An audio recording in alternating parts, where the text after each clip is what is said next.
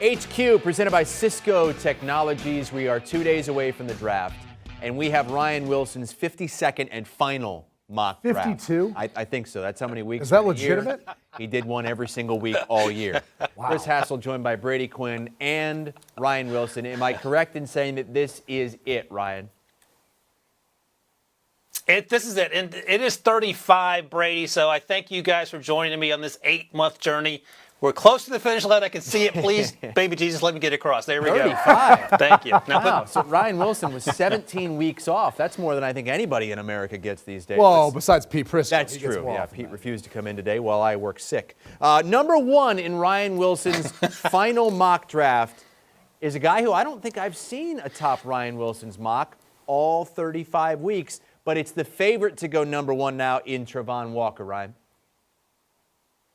Yeah, so my last mock draft that came out earlier this week, the 2-rounder, was what I would do if I were the GM, pull the Pete Prisco and pull that move. This is what I think is going to actually happen, and this was the most difficult mock draft I've done as my tenure as the draft person here at CBS Sports.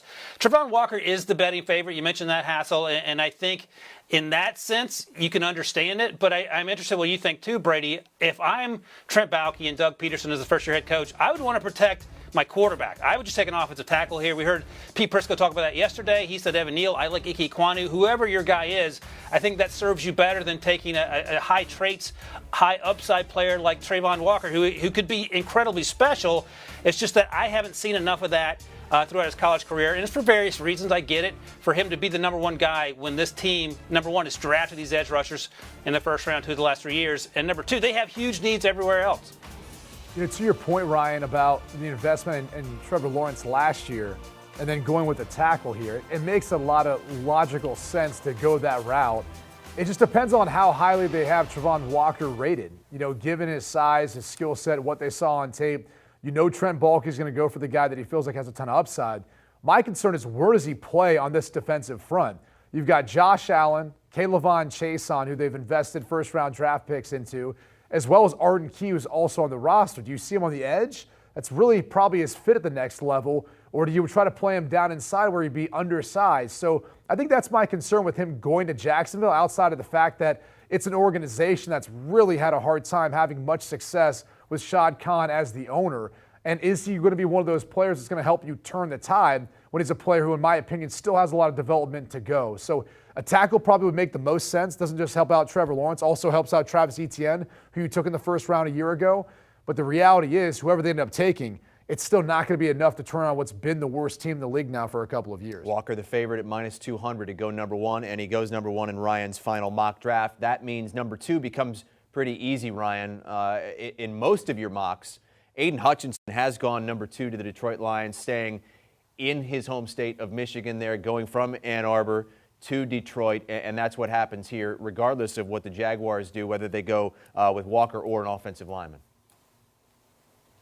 That's right, Chris, and I don't want to say this is a layup, but it feels like the safest pick in what could be a pretty turbulent first round come Thursday night. For all the reasons you mentioned there, and also he was the best player in college football last year. He's my number one rated player of all the players that I've watched over the course of the last 8 months, and I think he fills a huge need. So there's a lot of upside there.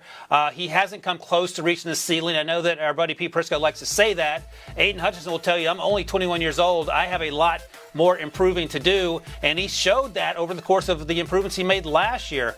I think in terms of the character off the field, no concerns there. He cares about football and nothing else, and I think those are all reasons that he makes sense here at number two for Dan Campbell.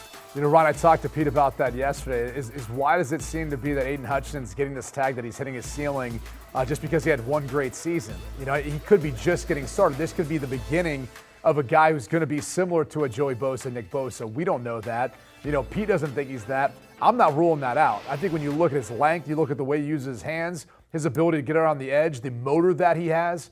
Look, Aiden Hutchinson embodies everything that the Detroit Lions should want. That's why I love him going to this spot. He's a Michigan guy. He went to the University of Michigan, set records. It's in his blood. And I think he is exactly what Dan Campbell is trying to build with that culture now in his second year as head coach. He'd be a perfect fit on that defense. Edge, 1 and 2 to start Ryan Wilson's final mock. The Texans up at 3, and this was a bit of a surprise for me.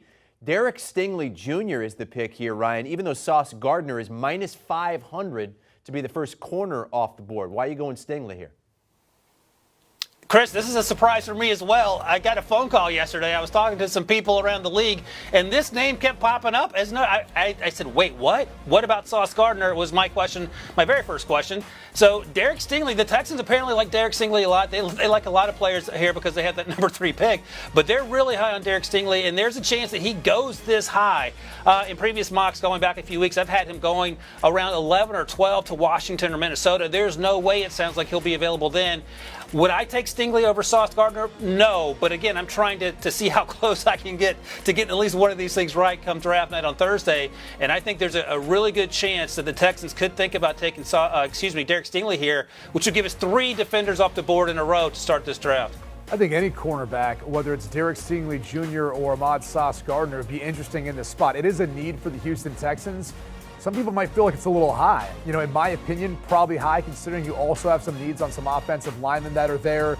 There's the concerns over what's happened the past couple of seasons for Derek Stingley, who hasn't played his best football since 2019. Now, there's no doubt about the upside. I think when you watch his fluidness and the way he moves and in drills and you put on the 2019 tape, you could be wowed by his presence and what he's capable of doing. But I also wonder about the scheme fit. Typically Lovie Smith, who's now the head coach, became most famous for a lot of that Tampa 2 defense. I don't know that you're best utilizing this draft pick by getting a cornerback who's going to be playing a lot of zone, some cover 2 as well, when he's the type of guy that you'd love to have in any sort of man-to-man heavy scheme or a match zone where you put him on the island and on the outside. So I love the player on upside. I'm not sure it makes sense for the fit in this particular case with the Texans, but we'll see what happens come draft night. Could do what Pete did in his mock draft yesterday and use your 2 first-round picks on edge rushers. Both. That's right. He did do that for the Houston Texans, which would be a bold strategy, but that's our Pete Prisco. Well, this would be the highest a cornerback has ever been drafted, at least tied for the highest. You saw Jeff Okudah go this high a few years ago. Cornerbacks have been taken number 3 overall. They have never been taken higher than that. So defense, defense, defense. And more defense at number 4 as Ryan goes with Jermaine Johnson out of Florida State for the Jets. Ryan. So I'm sitting there putting this thing together the last few days, and I'm trying to, no hair left to pull out, but I can't believe that we're at the point where Jermaine Johnson's going 4 after Derek Stingley goes 3. But there's buzz that the Jets love Jermaine Johnson. This feels like a Kayvon Thibodeau layup to me. But there's buzz about Kayvon Thibodeau we've been talking about for months, and we know what those talking points are. So Jermaine Johnson, fantastic season at Florida State. We've talked about how he had such a good last year after transferring from Georgia. He's a much better run defender than Kayvon Thibodeau. He's not the edge rusher in terms of pass rushing situations that Kayvon Thibodeau is, and that's just the truth. But he certainly had a great season, great Senior Bowl, great combine, and he feels like a guy who's focused solely on football and is going to get better. I wouldn't take him this high. I'd feel better about taking him at 10 if I'm the Jets. But you talk to folks, he may not be around at 10, and maybe that's what the Jets are thinking as well. I could see this scenario playing out. He had a phenomenal year. Obviously, if you look at it too, come out of high school, and you better believe these front offices follow these young men coming out from high school to college, and they understand the upside and the ability that they have. But the concern here, I think, would be from the Jets' perspective, if they're buying into that narrative of Kayvon Thibodeau, maybe is into too many other things outside of the game of football, and they want a guy who just loves the game. That is Jermaine Johnson. You see, what he's capable of as an edge defender. So I love the pick because it's different, it's unique. We haven't seen that. It's also a need for the New York Jets, so it makes sense from that standpoint. The biggest question now becomes, where does Kayvon Thibodeau go? I don't think he sneaks outside the top 7 here as we look at the rest of these picks. Okay, well, don't hold your breath, Brady. Number 5. The New York Giants coming up. Both the Jets and the Giants have multiple picks in the top 10. That's where he has Sauce going, number 5. We talked to him earlier today on CBS Sports HQ. He never gave up a touchdown in college. Ever. I asked him, when's the last touchdown you ever gave up? He said he can't remember. He says he doesn't know that he's ever given up a touchdown in his whole playing career. See, I wish I could say that about interceptions. I can't remember the last time I threw. I try to pride myself not throwing many, but I definitely remember the ones that were out there. Look, it, again, makes sense as far as the need for the New York Giants. They need help on defense. You could say edge here. You could say tackle. You could say cornerback. It will be interesting to see if we see cornerbacks taken this high at number 3 overall and at number 5 overall. And there might be a run on them because I do believe there's separation between Derek Stingley and Ahmad Gardner and then maybe the rest of the class and how these guys are viewed. But the bottom line is it'd be a good get for a New York Giants defense that needs to be able to have the ability to match up in man-to-man. And I do think Ahmad Gardner brings that to the table with his size, length, and overall ball skills. Yeah, I'm with you, Brady. And as I've said all draft season, Ahmad's been my cornerback one, but this is what I think is actually going to happen. We'll see if it unfolds. Again, if I get 3 of these right, I'll be pretty pumped. But the other question is at 5, if you're the Giants, do you now take an offensive tackle first? You're going to pick again at 7. Are you worried about what the Panthers are going to do? I instead went with Sauce Gardner. There's a chance that the Panthers might trade down if a team wants to trade up for Sauce. Avoid that situation. You still have 3 offensive tackles on the board. They can figure that out at pick 7 if that's the direction they want to go. Yeah, this is interesting the way your final mock is unfolding here. The first 5 players all on defense, no offensive players, all those offensive linemen still on the board, and that's where we go to number 6. Ryan loves low-scoring games. Not sure if you knew that. So he's a big defensive guy. Big fan. Evan Neal is the pick at number 6 for the Carolina Panthers, Brady. Interesting move here, because then it really begs the question, who's going to be the quarterback for the Carolina Panthers? Maybe now, since this is their only draft pick between the first round and the 4th round, maybe then work on making a deal for Baker Mayfield on Friday. Maybe that's how this all ends up playing out. But he's one of the top overall prospects for good reason. He's a rare combination of size and athleticism at the tackle position. Reminds me a lot of Tristan Wirfs when you watch him play, and I think that also means he's still got some of his best football ahead of him. Can play either side of the offensive line at tackle. He's well coached. He's got all the physical tools you're looking for. So I think it makes sense as an offensive line that could use the help, especially if Christian McCaffrey is back healthy and a part of that rushing attack. But Ryan, come on now. We got some quarterbacks still on the board here. What do we think? Because what's Carolina's answer? Carolina's answer is that their offensive line is dog doo-doo. You can't put anyone back there that you like and expect them not to get absolutely destroyed. I was actually talking to an assistant coach, quarterbacks coach in the league a couple weeks ago, and he said, look, I would rather have Baker Mayfield or even Sam Darnold over any of these quarterbacks at 6 because I think they're better players as we sit here. Sam Darnold and Baker Mayfield both have a better arm and are probably as athletic, maybe more so than Kenny Pickett if he's your guy there. And I think you have the experience of knowing what you can get, certainly out of a Baker Mayfield, maybe a Jimmy Garoppolo if he's on the trade market. I think you could take any of these quarterbacks here, but you're setting them up to fail, and we've talked about this a ton. I would rather bolster the offensive line here. The toughest issue for me was which offensive lineman should the Panthers target. I went with Evan Neal, even though Ike Ekwonu is my offensive tackle one. General Manager Scott Fitterer did say today that there's a number of players they're targeting at the spot, but they also have been getting calls about trading back. So maybe there's the potential they do end up trading back when it's all said and done. And the last report was that there's going to be no trade for Baker Mayfield until at least draft night, maybe once the draft gets going. So we'll see there. Number 7, another offensive lineman, and it's our number 2 ranked offensive lineman, Ryan Charles Cross, to the Giants. So there's been a lot of speculation that the Giants really, really like Charles Cross. Our Jason LaCanfora has reported that as well. But here's the downside. If you want Andrew Thomas at left tackle, Charles Cross has only played left tackle at Mississippi State. So now are you going to ask Andrew Thomas to move to the right side, which he has played in college? Would have been a better fit to get Evan Neal here or maybe even Ike Ekwonu. I went Charles Cross just based on the connections we've heard in the last few weeks. And do I feel great about it? Not really, but it fills a need. And then you have Sauce Gardner at 5. You circle back, you get an offensive tackle to help along with whoever the quarterback situation, Saquon Barkley, and of course Andrew Thomas, wherever you decide to end up lining him left or right side if Charles Cross is the pick. Okay, and coming up at number 8 is the Atlanta Falcons, and that is our first quarterback in this mock draft from Ryan Wilson. It is Malik Willis to the Atlanta Falcons. Ryan, that's pretty high for a running back. Wink, yeah, wink. According to Pete Prisco, I can't believe he said that. Wink, wink. Yeah. So what's the thinking here? Matt Corral, since the fall, has been my quarterback 1. I think it'll be a long shot for him to go into round 1. I think Malik Willis, we probably can all agree, has the most upside. He has some crazy tape at times. Like there's a lot of good, but there's some head scratchers. But that's part of the evolution of growing into this role as quarterback. So if you're Arthur Blank, the owner, and you just sent the longtime face of the franchise, Matt Ryan, to the Colts, and you have Marcus Mariota, you're probably going to be looking for a backup plan sooner than later. He's a Roswell, Georgia kid, Malik Willis is, so he'd be coming home. Arthur Smith, the second-year head coach, has a track record of developing young quarterbacks. He did a lot for Ryan Tannehill's career.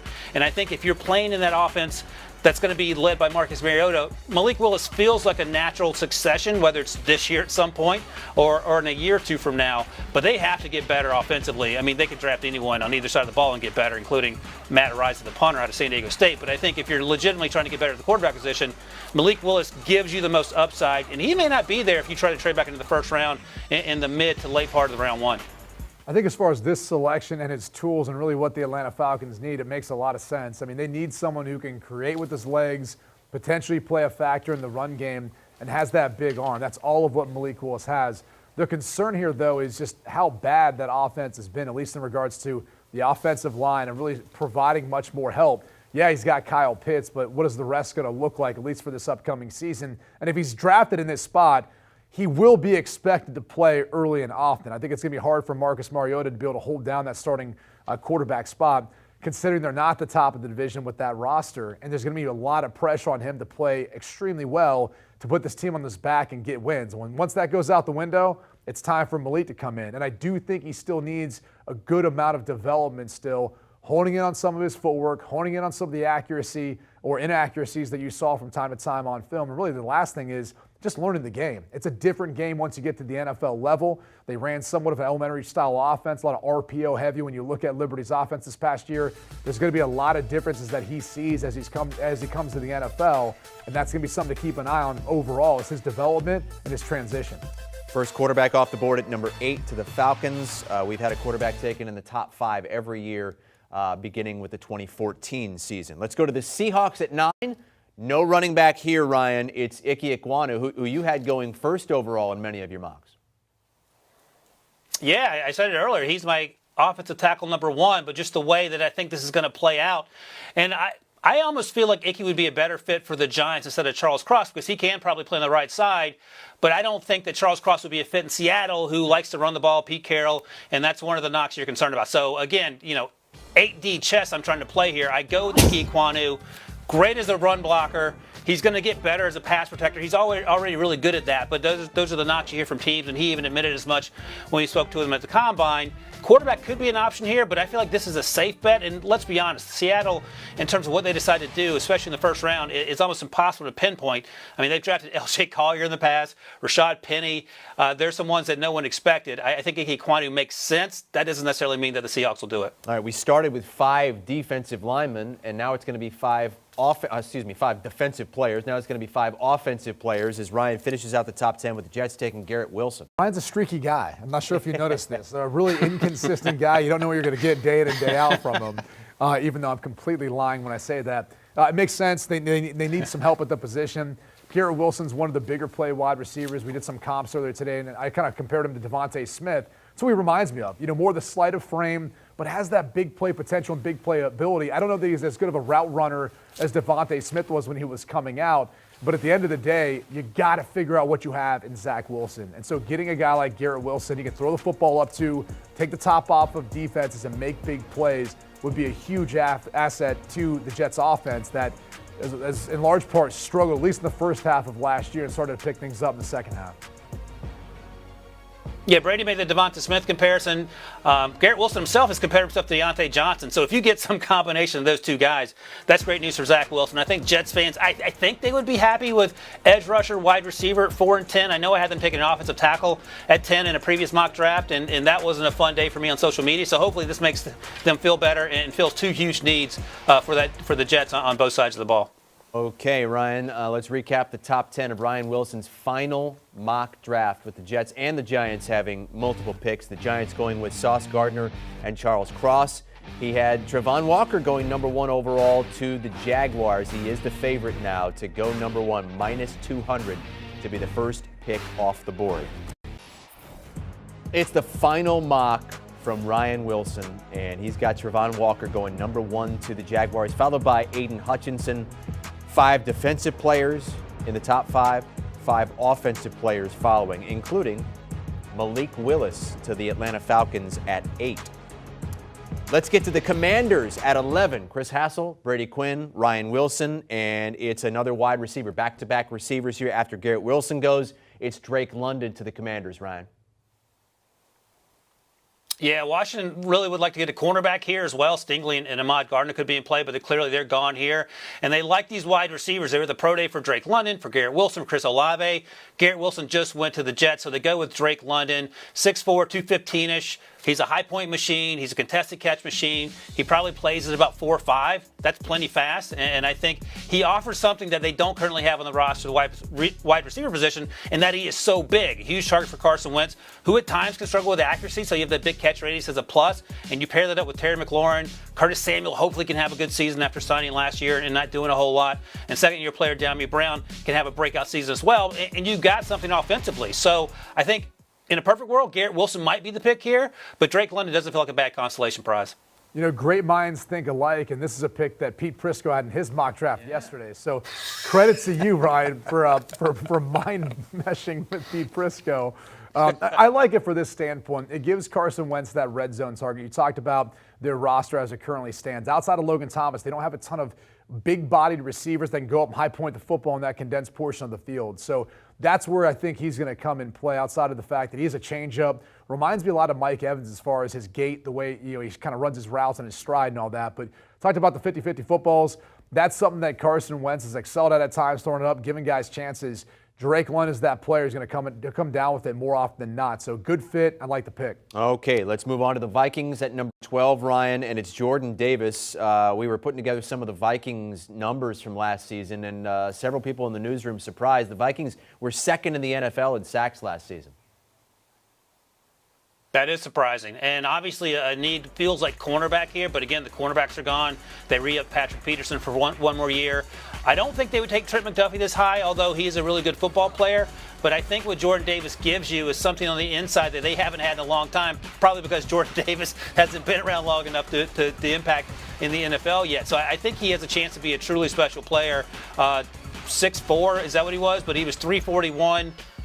4'7", 840. I mean, it's insane the athleticism that he displayed at the combine, but it's also insane when you watch him play. I don't think he lasts much longer than this. And again, the cornerbacks are gone. You could go wide receiver here if you want, but that feels more like a reach for a team that has Justin Jefferson and a 33-year-old Adam Thielen. So I went with Jordan Davis, fills the middle of that defense, and makes the perhaps increases the sack potential of a Danielle Hunter, for example. Pete Prisco also had Jordan Davis going. Would you call that mind meshing? Yeah, that's really what it is. Now we've seen 2 picks in a row. Now it's starting to be scary. Maybe mesh point. Maybe Ryan's going to turn into Pete Prisco the longer this mock draft goes on. Just mesh point right at the heads of Ryan Wilson and Pete Prisco. Texans up at number 13. Eye off, the Italian horn out. This is an interesting pick. Jamison Williams out of Alabama, who might be sitting out the first month or two of the regular season with that injury. Yeah, I mean, look, we don't know how long and what the medical grade is or how teams are viewing that, but he's the best wide receiver in this draft class. You know, you exclude the injury, and he's going probably higher than this. The Houston Texans could use some firepower. There's talks of potential trade for Brandon Cooks because he's one of the more productive receivers that seems to get traded all the time. So if indeed that would take place, you definitely have a big hole you need to replace. And Jamison Williams is just that. So I love this for Davis Mills. And again, we don't want to talk about taking the top off the defense. No one made more big plays last year than Jamison Williams for Alabama. So it's unfortunate about the ACL injury. I hope and pray we get to see him, you know, as he was last year coming into the NFL, because it's exciting to think what he could be. Yeah, Jamison Williams, he took a 30 visit to Houston, so there's clearly interest there. That doesn't necessarily mean they're going to take him, but they brought him in to kick the tires on him, so to speak. Also, there's Nick Caserio, who has a connection with New England, and that connection with Nick Saban in Alabama. So there's that as well. Brady mentioned the weapon for Davis Mills. Davis Mills certainly feels like the quarterback. I don't think there's going to be a quarterback taken by the Texans at pick number 3 or pick number 13. But now the question becomes, is this the best use of those 2 picks, getting Derek Stingley and then getting Jamison Williams? And there's certainly some debate on that, especially since Kayvon Thibodeau is still sitting out there. Yes, it's almost like you knew it was coming next. A great segue for Ryan Wilson in his last mock draft. Brady, Kayvon Thibodeau falling all the way to the Ravens at 14. That may be the case here, but I like the fit. I think when you look at Mike Macdonald, too, and what he likes to do with this defense, Thibodeau has the ability not only just to be a good rush defender, but also to drop in space. You can move him around a little bit too, on the ball, off the ball, and I think he's capable of doing some of those things. So I like where this could go. The Baltimore Ravens need to get a little help too off the edge, not necessarily have to bring a ton of pressure. That's going to be one of the differences that you see going from weak Martindale to a guy like Mike McDonald. And Kayvon Thibodeau allows you to do that with his potential off the edge. So kudos to Ryan here, because I haven't seen many people mock this up. It would be a really interesting pick for the Ravens. Yeah, again, I would take him fourth if I'm the Jets, but they may not like him there, and they may like Jermaine Johnson better, and it feels nuts that he would fall this far if you only watch Oregon football on Saturdays. But here we are. This is the pre-draft process. There's 2 months of smoke screening, and this is I can barely see the screen. There's so much smoke going on here. So if he lasts to 14, that feels crazy to me. But I think he will play with a chip on his shoulder, to break out the cliches. Him opposite Odafe Oweh looks incredibly interesting to me, and probably troubling for the rest of the AFC North. And again, if this happens, I'm gonna buy a toupee. That's how excited I'm going to be about that. All that smoke sounds like a personal problem you got going on over there, Ryan. 420 was a week ago, Ryan. So much smoke you can't even see the screen. Is Brinson hanging out at your house? What's happening right now? Eagles at 15. And the pick is Devonte Wyatt, another Georgia defensive lineman, Brady. He's the next best defensive tackle in this class, going after Jordan Davis. Some would say they maybe even like his tape a little bit better. But I think the fit here for Philly makes a ton of sense. This is a group up front that they love to draft these big boys to be able to kind of just stack that defensive front. And they're going to need it too when you look at the division now, especially with Carson Wentz coming over. You already have Dak Prescott, and then whatever we're going to make of Daniel Jones this year with the Giants. But I like the pick. I like the fit. I think we're going to see a run on big men like this. Whether it's the offensive linemen or the D tackles, edge rushers, you're going to see a lot of the guys who play up front off the board. I think the reality is we may see the wide receivers, cornerbacks, those guys slide back a little bit, end of first round. And maybe even in the second round as well. And don't hold your breath for a run on quarterbacks, because we're probably not going to see one. Just one quarterback taken, top 15 of Ryan Wilson's last mock draft. The Saints are coming up here with picks 16 and 19. Maybe they go quarterback, but Ryan, you have him going with an offensive lineman, Penning, out of Northern Iowa here at 16.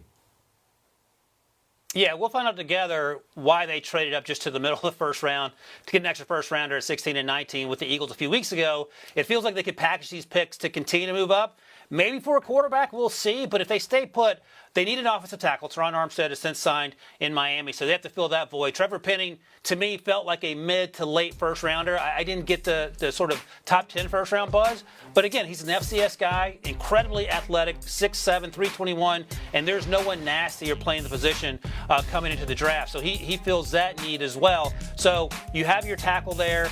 The question becomes, do you feel comfortable taking the tackle here and coming back and getting a quarterback at 19, or should you have reversed that?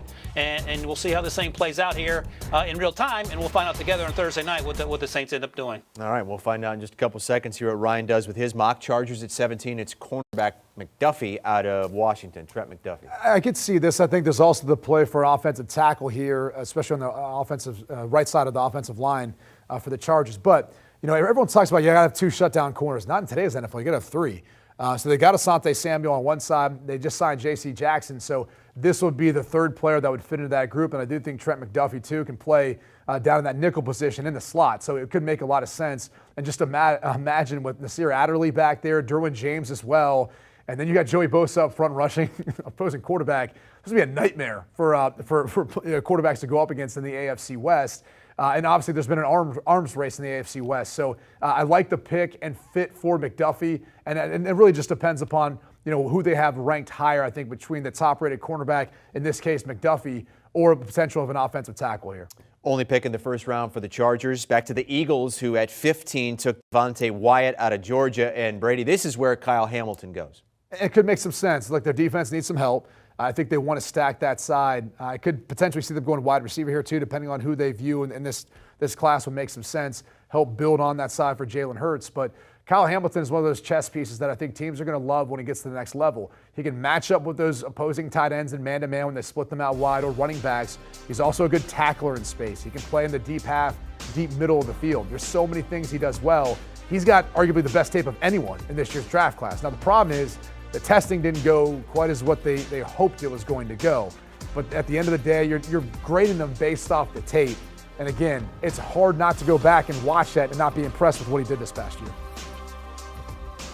Yeah, I agree, Brady. And it's one of those things you wonder if he just didn't test at all because of an injury or whatever, where will we find ourselves? Is this more media-driven or otherwise? But I think this, we talk about this all the time, the quarterbacks getting the right fit. Mac Jones to New England made a lot more sense than Mac Jones to the New York Jets, for example. Maybe that's the case with Kyle Hamilton. He goes to a good destination like Philadelphia, a team that could be on the rise in the NFC East, did some good things last year under first-year head coach Nick Sirianni, and that's the best-case scenario for him. You and I have talked before on this show about how the fit didn't work out immediately for Isaiah Simmons in Arizona. It took him a while to find his sort of niche there, and I think for Kyle Hamilton, maybe fit is the best case for him. He could go 11 to Washington. He could go 12 to Minnesota. He could go to the Eagles' first-round pick. He lands here. It feels sort of late, but maybe at the end of the day, this is where he ends up going.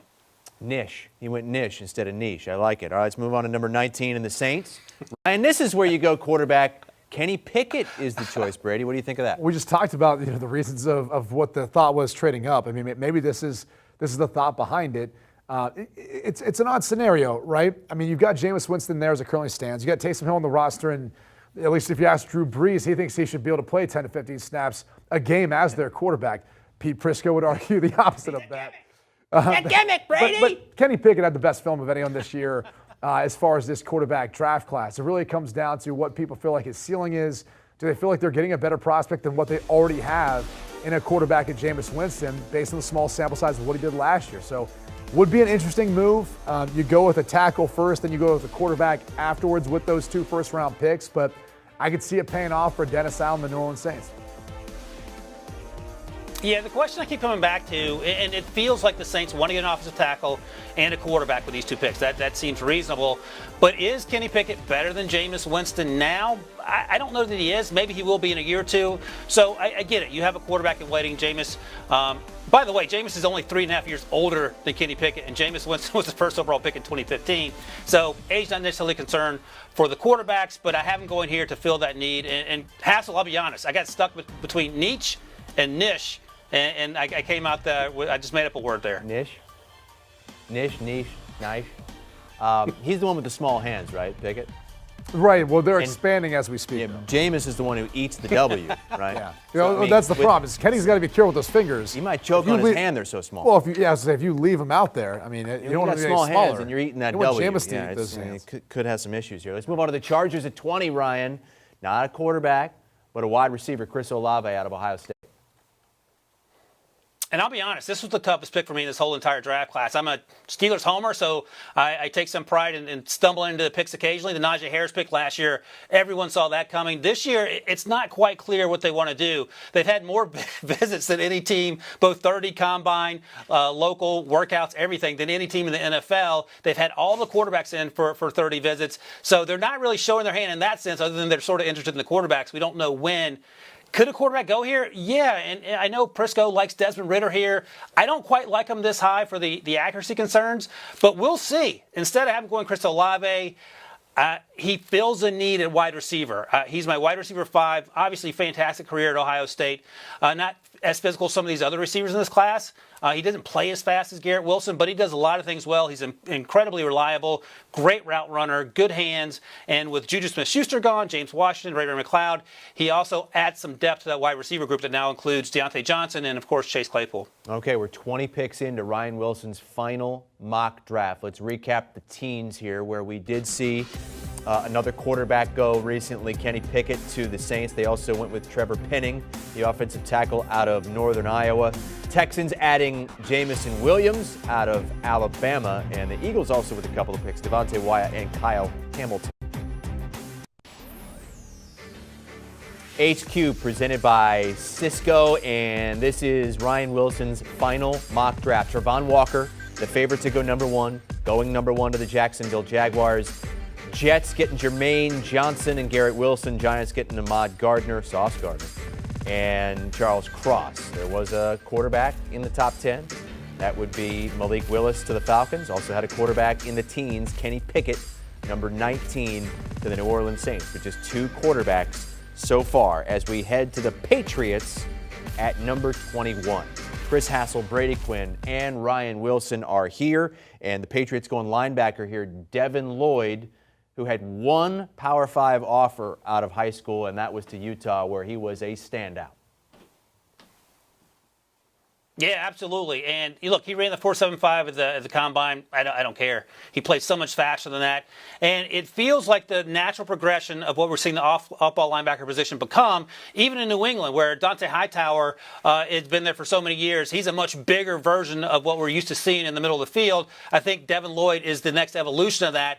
And I love the idea of pairing him with Kyle Duggar, their second-round pick a few years ago out of Lenore Ryan, of all places in North Carolina. Just fast, physical playmakers with sideline-to-sideline speed in a game that's getting faster each and every year, especially at the NFL level. Now, look, they could have targeted defensive tackle here. They would have loved Devonte Wyatt. He's gone. Cornerback is obviously a need. J.C. Jackson has gone to Los Angeles, as Brady noted earlier. Safety as well, Dax Hill. But instead, I go with middle-of-the-field player Devin Lloyd, who does just about everything and does it at a high level. Okay, let's move on to the Green Bay Packers. We have a couple of picks here at the back end of the first round, number 22, and they're going with wide receiver Treylon Burks out of Arkansas. If Pete was here, he would say, just got to watch the weight.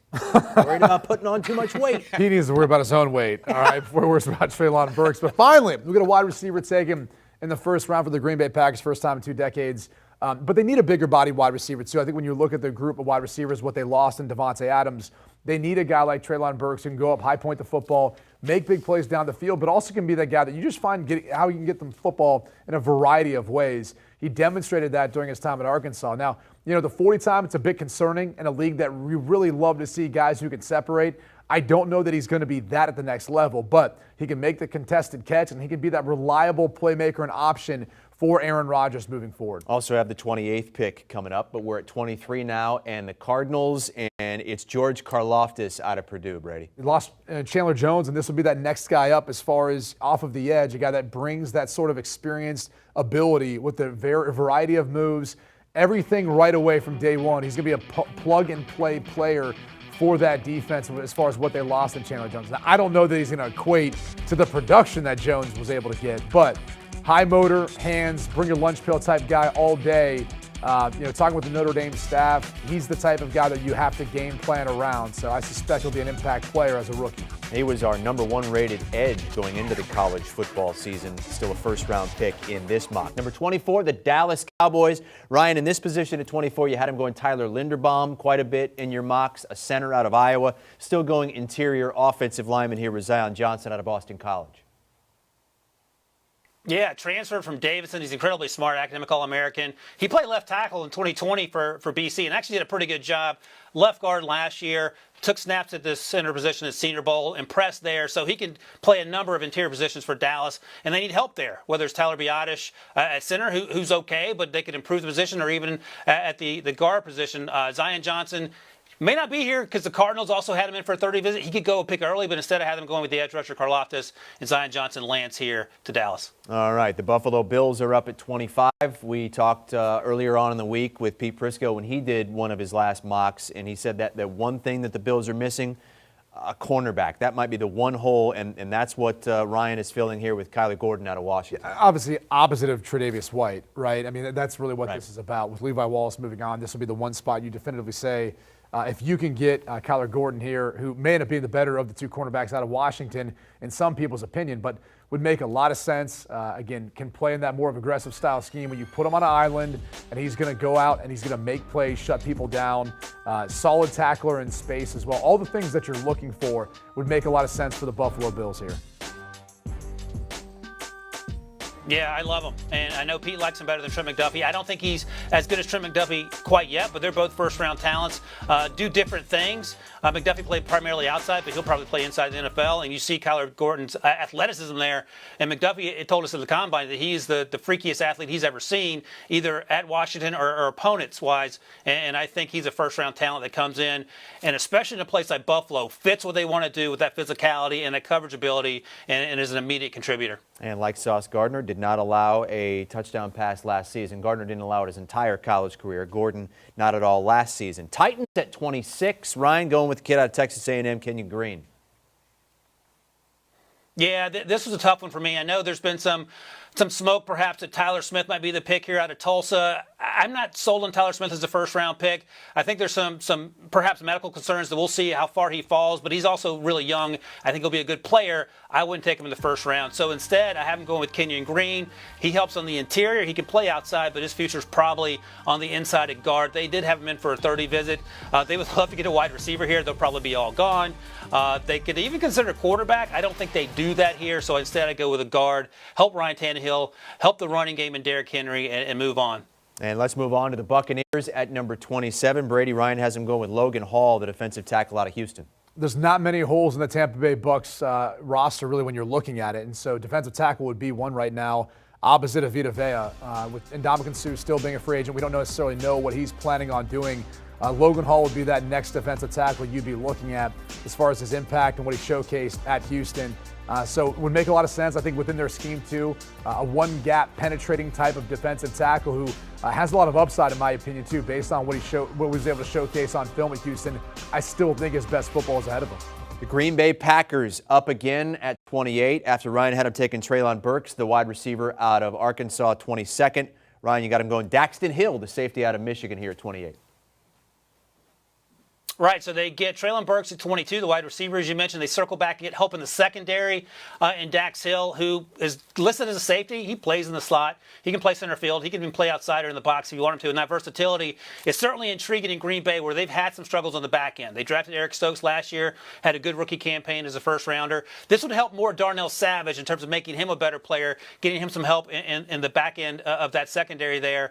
And again, I suppose you could draft another wide receiver here. I don't think there's one worth taking. So I think you take the best player that helps you immediately, and probably more than even off-ball linebacker. I think what you do is you go defense here, secondary-wise, or perhaps consider trading down once we get on Thursday night and let another team trade up for a quarterback if that's what they want to do. All right, recapping the picks in the 20s for Ryan Wilson, a couple of picks for the Packers. Hill and Burks, safety, wide receiver. The Patriots going Devin Lloyd, the linebacker out of New England. George Karlaftis to the Arizona Cardinals. Cowboys going interior offensive lineman in Zion Johnson. Cornerback help for the Bills in Kyler Gordon. And Kenyon Green, offensive lineman out of A&M to the Titans at 26. HQ presented by Cisco. Chris Hassel, Brady Quinn, Ryan Wilson. Ryan Wilson's the star here. This is his final mock draft. And we're wrapping it up here. Pick number 29. First of back-to-back picks for the Kansas City Chiefs. And Ryan, you're going to Minnesota here for this pick in Boye Mafe. Yeah, the edge rusher. He is 23 years old. Again, a lot of the COVID season had the players coming back, so this will be an older group. That's okay. His best football, I think, is going to be in the NFL for him, and he was really electric as an edge rusher, mostly as a stand-up, by the way, playing 5 and 7 technique. I think he'll get more nuance as he gets to the NFL and give them some much-needed help on the edge there. They need a wide receiver, but they have two picks back-to-back, so I went with Boye Mafe here, who they've been connected to in recent weeks. Kansas City in the Midwest, and sticking in the Big Ten with the next pick, it's a wide receiver, Jahan Dawson out of Penn State, Brady. He doesn't have the Tyreek Hill speed, but he does have that utility of Tyreek Hill as far as get him the football in his hands and watch what he can go do with it. You know, Penn State, when they needed a big play this year, this is who they designed something up to. They tried to isolate him or just get the football in his hands, and he made something out of nothing. So as far as that piece of this offense missing, which I don't think it's been replaced with the Juju Smith-Schuster or the Marquez Valdez-Scantling signings, would be perfect for the Kansas City Chiefs and Patrick Mahomes. Okay, and those are some of the needs for Kansas City entering the draft, wide receiver at the very top. One of the few times where we actually use the word penultimate. It's the penultimate pick of this first round for Ryan Wilson, and it's the runner-up Cincinnati Bengals. And Brady, they're going cornerback in Andrew Booth Jr. You can make the case it's a need. I think anyone who watched them over the course of the playoffs, in particular the Super Bowl, and they saw Eli Apple at times struggle, they're saying we need to get a cornerback who can come in here and do a good job for us. So it's a need. I think Booth would be the next cornerback that you look at in this draft class and would make sense for the Bengals here and their fit. So I like the pick, and I think given that's our second to last, we're almost here, Ryan. We're almost here at the end of all these mock drafts. Brady, penultimate? That's a niche word. Well done, Hassel. I love it. Here's the thing. So I reached out to a source about this. I said Andrew Booth or Tyler Linderbaum here, and he said it's Andrew Booth, not even close. So I think the pick, obviously, as Brady points out, makes sense. It means Linderbaum could slip out of the first round unless he goes 32 here, in which case that would be something of a newsmaker for me because, as you know, Castle, I've had him going as high as 10th in some of these mock drafts going back months. Yeah, and Pete and Brady, you guys were saying yesterday, I think he was 14 in Pete's mock. Maybe somebody would snag him in the top 10. I mean, I think he's our number 1 rated interior lineman, offensive lineman. There's no doubt about it. On the site, and he might have the highest floor of any of those offensive linemen. Let's move on to 32, final pick of the first round. Detroit Lions. They got Aiden Hutchinson first, and Ryan has him going quarterback Sam Howell here. I like this pick. I think Sam Howell got beat up a little bit this past season at North Carolina when really he had to carry the team, and you saw that from time to time. Jared Goff did a good job, I think, fighting for this Detroit Lions team that's still devoid of talent out around the quarterback position. So it gives Howell some time, too, to transition into that quarterback spot and learning the game. But you see the deep ball accuracy on tape that jumps off the screen. You see the athleticism. People don't talk enough about Sam Howell's ability to run the football. At times, he was literally carrying this team rushing the football. So I love this pick. It makes sense, too. Teams want to get that 5th option on a quarterback. Would make a lot of sense here. Brady, we're mind meshing on Sam Howell. Sam Howell's my number 2 quarterback, and he has been for a while. Absolutely, I love the mind mesh. After the combine, I went back and watched 3 or 4 of his games, and came around on him for the reasons you're laying out. He was asked to do a lot with very little. They run that simplified offense. It's sort of hard to get an idea of what he can actually do consistently when you're asking him to run an NFL offense. And I think those things are intriguing when you see the tools that he has, and especially if you go back the last 2 years and watch the way he played. There are a lot of bright spots. So you could argue, well, yeah, he lost 2 wide receivers and 2 running backs. He couldn't carry the team. Yeah, that's called the New York Jets. Put him on a good team, and he'll be playing like he did 2 years ago. So I think that's what you think about, especially if you're your team at 32, whether you're the Lions or some team that trades up, to get a quarterback and you have some infrastructure in place to help those quarterbacks grow into that role. 32nd and final pick of the final mock draft from Ryan Wilson, just 1 round deep. 35 mock drafts in all from Ryan. What were your takeaways from this last one, Brady? Probably the quarterbacks and kind of where they ended up going. Interesting fits there.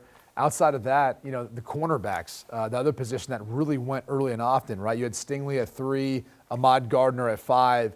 I haven't seen anyone with that, and that would be the highest we've seen a cornerback taken in the draft. So some unique picks for Ryan Wilson. And as much as we want to say this is his last one, the reality is this. He'll have a mock draft next week, I believe on Monday for 2023. Is that true, a first-round mock draft? It's coming. Yeah, it's already here. Yeah, no, that's true. Thank you for bringing that up. It'll be a full 7-rounder, too. By the way, the quarterbacks that you mentioned, Malik Willis, number 8 to the Falcons, Kenny Pickett, number 19 to the Saints, Sam Howell, number 32 to the Detroit Lions. This is it, the final mock draft. Unless things change, he says, allow me maybe Wednesday or Thursday to go in and maybe tweak a pick if some new news comes out. He's always hearing from his sources as well. Number 1, Travon Walker, who is the minus 200 favorite to go number 1 overall. Jacksonville with that number 1 pick. Aiden Hutchinson to the Lions. Derek Stingley, the first cornerback off the board at number 3. Sauce Gardner goes 5 to the Giants, who also got Charles Cross, the offensive lineman out of Mississippi State. A couple of wide receivers go back-to-back at 10 and 11, and then again at 13, Jamison Williams to the Texans. Williams, the best wide receiver in this class, but in the midst of an injury right now, rehabbing from his knee surgery. Kenny Pickett to the Saints at 19 after they got Trevor Penning at 16. Chris Olave to the Steelers at 20. Packers getting a wide receiver, Treylon Burks at 22. George Karlaftis to the Cardinals at 23. Bills going with cornerback. That seems to be the consensus. The hole is at cornerback. Kyler Gordon is the pick. And with the Packers' second pick in this first round, it's Daxton Hill, the safety out of Michigan. Sam Howell rounding things out. Quarterback going to the Detroit Lions with their second and final pick of the first round. Do you want a sports network that delivers everything that matters about the game? The highlights, the picks, the instant analysis, no yelling, no fake debates, no politics. Hit the subscribe button and never miss a moment.